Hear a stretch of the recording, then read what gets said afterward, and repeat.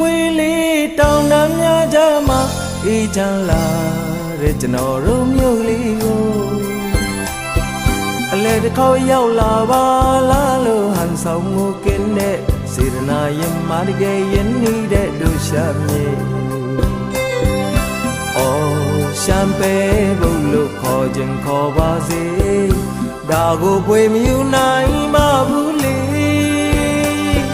တကယ်ဆိုရှမ်းအမျိုးရဲ့ပြည်မြဲတဲ့ရိုးရာကျွန်တော်ဟာလေးရှမ်းပဲဘုတ်ပါပဲခင်မင်းနဲ့အားလုံးကိုလေးလာလေစီခြင်းသည်ချာဤရရှမ်းမျိုးကိုလေး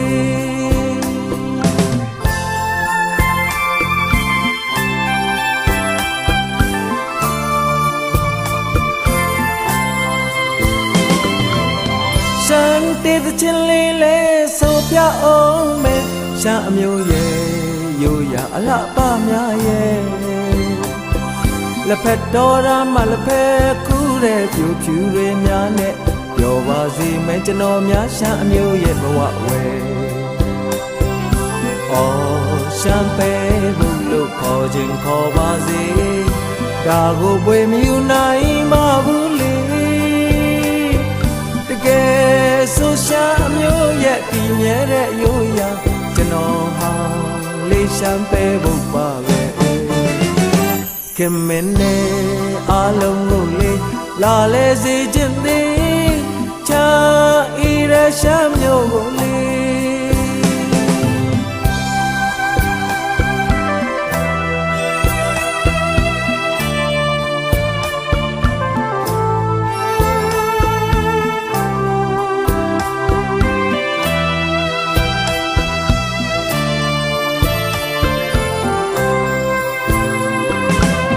ဆောင်းနှင်းပွေလေးတောင်တန်းများကြမှာအေးချမ်းလာ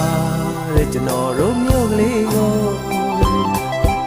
အလဲတစ်ခေါက်ရောက်လာပါလားလို့ဟန်ဆောင်မှုကင်းတဲ့စေတနာရင်မာတကယ်ရင်နေတဲ့တို့ရှာမေ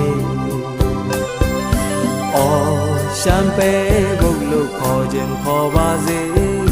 ဒါကိုပွေမယူနိုင်ပါဘူးလေဆိုရှမ်းအမျိုးရဲ့ပြည်မြဲတဲ့ရိုးရာကျွန်တော်ဟာလေးရှမ်းပဲဘုတ်ပါပဲခင်မင်းနဲ့အားလုံးကိုလေးလာလေစေခြင်းသည်ချာဤရရှမ်းမျိုးကို